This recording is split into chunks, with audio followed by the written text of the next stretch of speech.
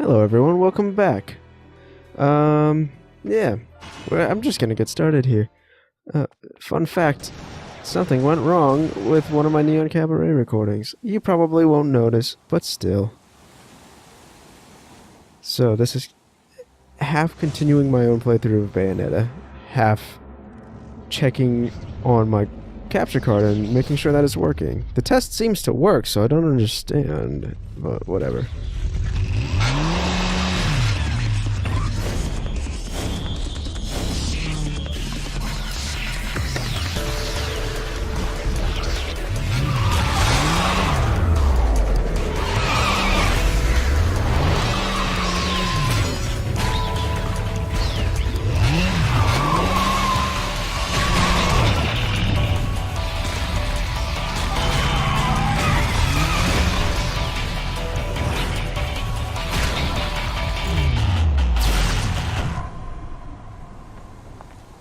Fancy bumping into you here.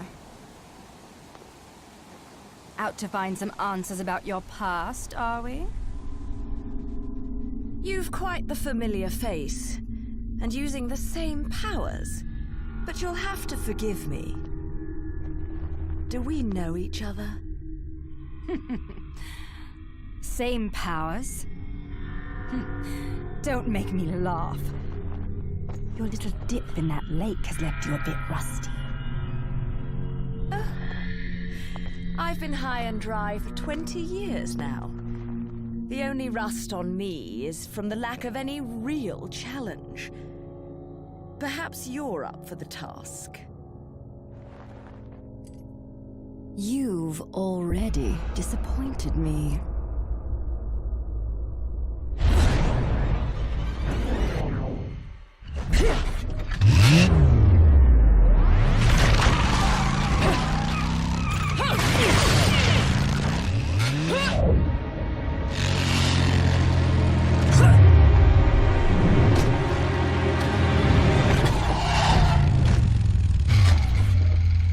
This is a moment I've long desired. But you've forgotten your destiny and wasted the past 20 years. You're right. I do seem to be having trouble remembering things of late. Would you be so kind as to take it from the top? 2 overseers, the eyes of the world. They are the power behind everything.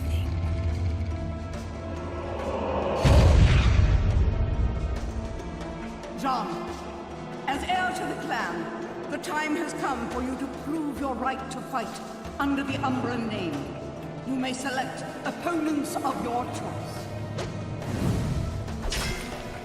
Then allow me to face the outcast.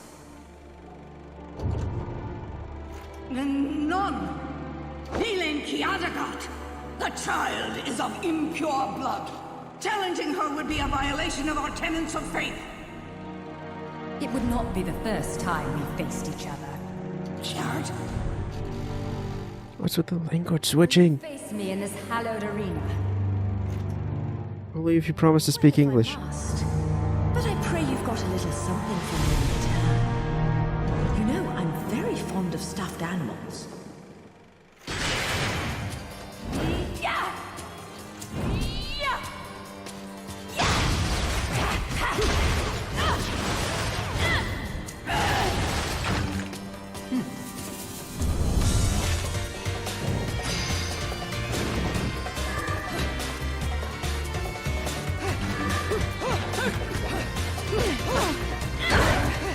Alright, so we're facing Mystery Girl. I'm not sure if we've actually learned her name or not.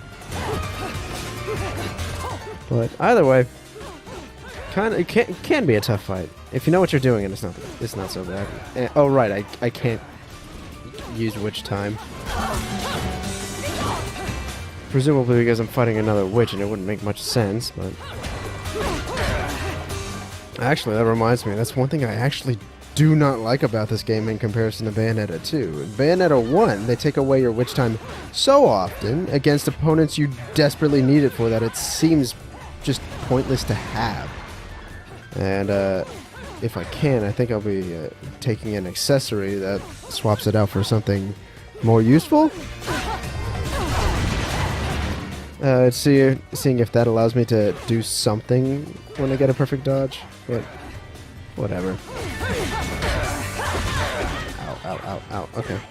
But yeah, no, in Bayonetta 2, you basically keep your witch time for most, if not all of the game, and I really like that change for obvious reasons. Why give you a mechanic and then tell you never to use it on the hardest bosses?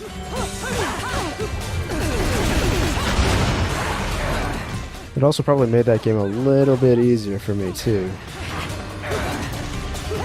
because getting those witch times would allow me to just wail on the enemy. Pretty great, but I don't know, it seems strange sometimes.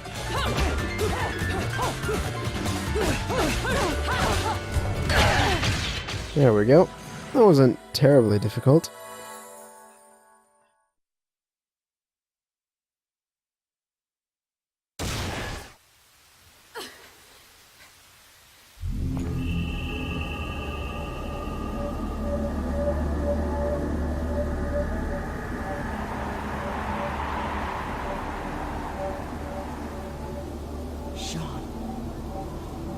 Jean. Okay, so we did remember her name. Awesome.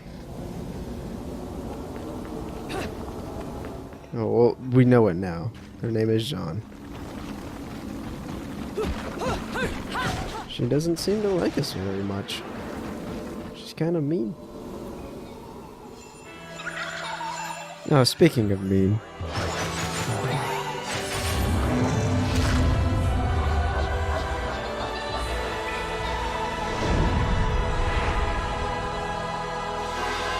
Deer and decorations.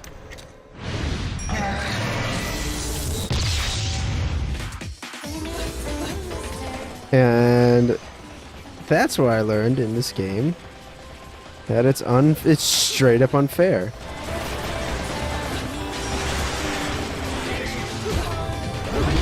I thought at least nowadays it would be considered a given never to just drop an attack before the player is really ready. Because I guess the whole start of this whole, like, that whole school of thought was after God of War. A lot of people started, like, in God of War, the quick time events worked because they almost exclusively happened in combat, if not completely exclusively in combat. Ow, ow, ow. Okay, I'm getting my ass kicked. But when other games started taking QTEs, it would just be in the middle of cutscenes. Like, these scripted, storied events would lead to your demise just because you put down the controller to watch the movie portion of the game. And that really pissed off a lot of people to make them hate QTEs, when in reality, when they're done right, they're fine. And I guess that's part of the reason why I hate these sequences, some of these sequences too, because they start the fight right, like, during the cutscene, like that red ball. You can go back and watch. That red ball was fired in the cutscene, and if I didn't know it was coming, I wouldn't have dodged it, and I would have taken damage and lost the platinum before the fight even really started. Like, I'm not too upset about losing the platinum in that fight because I know those enemies really well, and I shouldn't have taken damage, so yeah, I deserved not getting the pure platinum there, but in any other instance where I wasn't prepared for that, that would have been just straight up unfair. Like, that's not what I would consider good game design. Oh, right. Okay, so temporal witch powers, yeah. Yep, I walked right by them. Guess I completely forgot.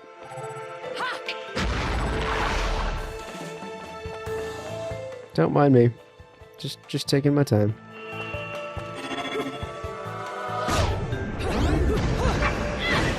Get used to this mechanic, by the way, because it's going to come up a lot. There we go.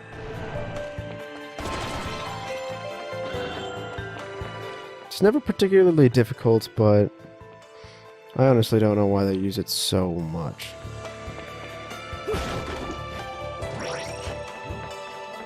Not necessarily the whole... yeah, both the wall thing and the witch time thing. They don't use it in conjunction very often, but they use both of them separately a lot, and I don't understand why.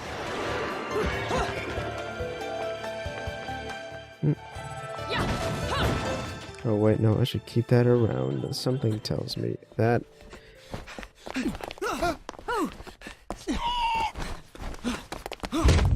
What an asshole. Yeah, cool superhuman moves, whatever, you show off.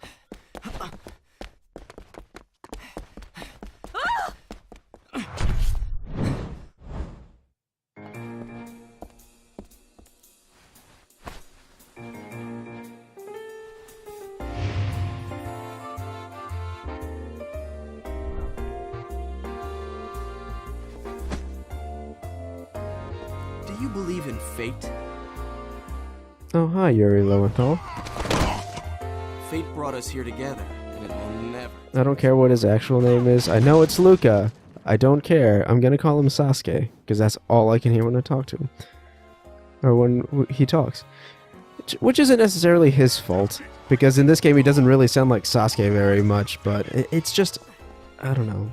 I just can't stop associating him with that. I hate that show so much. I tried it when I was like in middle school for like 10 episodes maybe, and I was just, nope, I cannot get hooked. Sayonara. Gotta admit, that grapple hook gadget is pretty legit.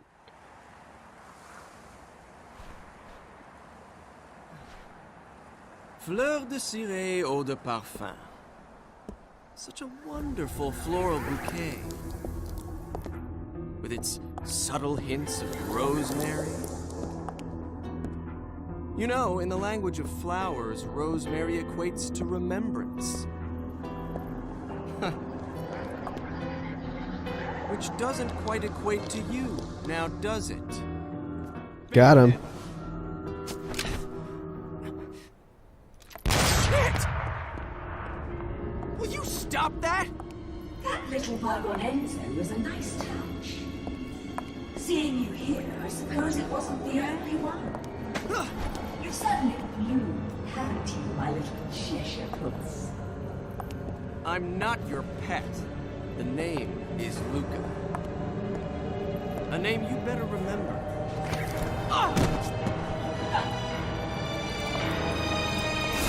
Shit! Damn it! Wait! That was kind of mean. You can't just run away from me like that! I know what I saw that day!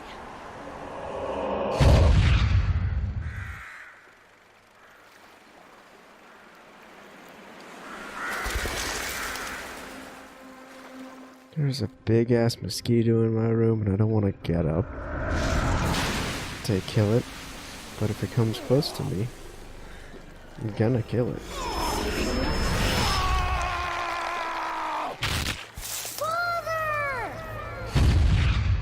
I know all about your kind. Sure, my colleagues laugh at me for chasing fairy tales, amongst other things. But I know they're real. I know the truth.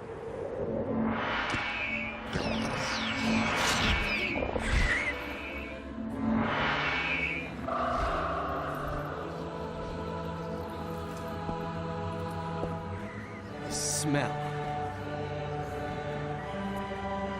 It's the same smell that clung to the air the day my father was murdered. Which means I'm right on your doorstep, Bayonetta. I'll let you in on a little secret, Cheshire. The name is Luca. Get out of here, Luca.